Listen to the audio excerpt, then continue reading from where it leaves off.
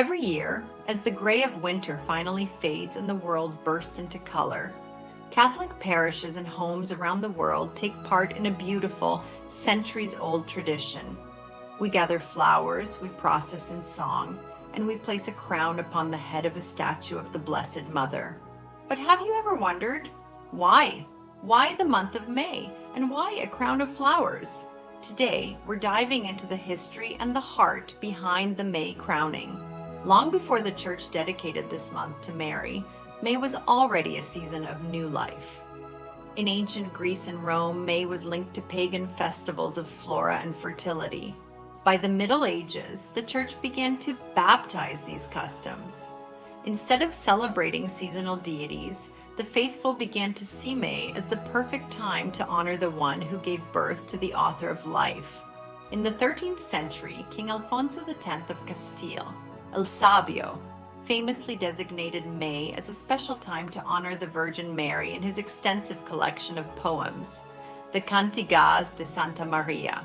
On the Feast of the Assumption, in 1838, Pope Gregory XVI once again added crowns in a special rite, officially starting the tradition as it is still performed today.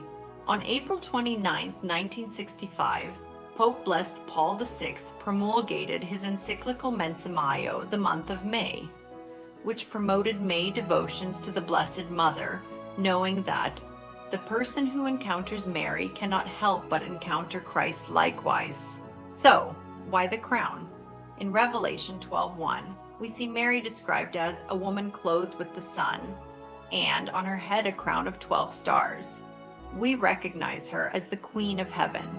But notice we don't usually use a crown of gold or jewels for a May crowning. We use flowers. This is intentional. Flowers represent the blossoming of spiritual graces. St. Louis de Montfort once said that every time we pray the Rosary, we are giving Mary a crown of roses. Each flower carries its own traditional meaning. The rose symbolizes Mary as the mystical rose, the queen of all flowers. The lily represents her purity and the Annunciation. The violet symbolizes her deep humility. When we crown her, we aren't just decorating a statue. We are publicly acknowledging that she is the queen of our hearts and our homes.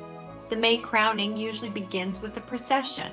It's a physical journey that symbolizes our own walk toward Christ, with Mary as our guide. Usually a person is chosen to place the crown, often a child who has recently made their first Holy Communion. This represents the innocence and purity of heart we strive for. As the crown is placed, we often sing, "Bring flowers of the rarest," or the Regina Caeli. It's a moment that connects generations. For many, the smell of lilacs and the sight of that floral crown are the most vivid memories of their childhood faith. Whether you're part of a grand cathedral procession or you're simply placing a single dandelion from your yard next to a small statue on your nightstand, the message is the same. Thank you, Mother, for your yes. This May, I encourage you to find a small way to crown Mary in your own life. Thanks for watching. If you enjoyed this look into our traditions, don't forget to like this video and subscribe for more. Happy month of Mary!